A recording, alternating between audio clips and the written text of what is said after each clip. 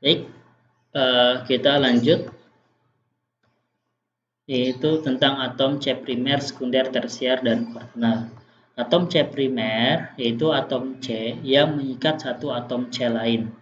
Sedangkan atom C sekunder adalah atom C yang berikatan dengan dua atom C yang lain. Atom C tersier itu berikatan dengan tiga atom C yang lain. Atom C kuartener yaitu berikatan dengan 4 atom C yang lain. Contohnya di sini. Atom C primer itu ada di atom nomor 1, 4, 5, 7. Kenapa? Karena atom nomor 1 itu hanya berikatan dengan atom C nomor 2. Ya, gitu. Atom C nomor 4 hanya berikatan dengan atom C nomor 3. Hanya satu untuk primer. Begitu juga dengan 5, 8, dan 7. Masing-masing hanya berikatan dengan satu atom C. Kemudian atom C sekunder itu contohnya adalah atom C yang nomor 2. Nah, atom C nomor 2 ini berikatan dengan dua atom C yang lain, yaitu atom C nomor 1 dan atom C nomor 3.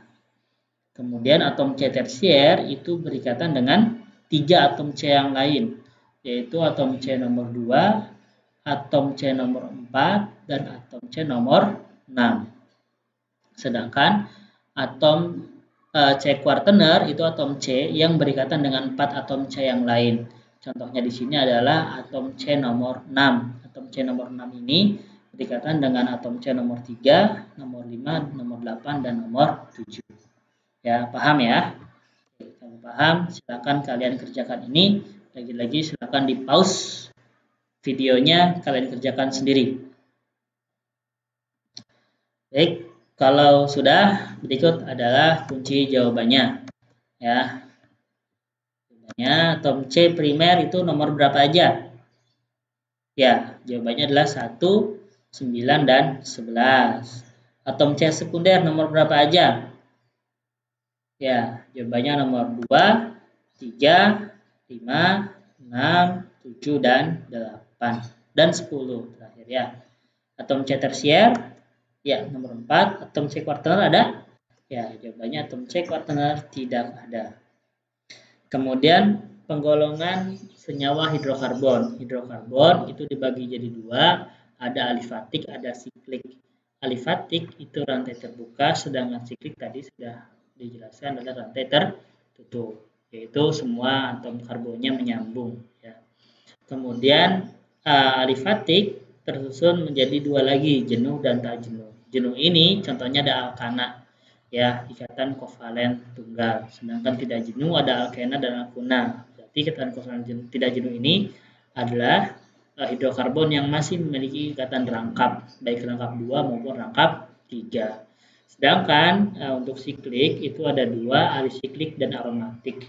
Ya, alisiklik ini adalah ikatan hidrokarbon siklik yang tidak menghasilkan aroma. Sedangkan aromatik ini menghasilkan aroma-aroma. Ya, kita tahu ada aroma rasa khas buah-buahan, kemudian ada khas macam-macam gitu ya di parfum, kemudian di makanan. Ya, ini semua adalah peranan dari senyawa hidrokarbon. Ya, baik.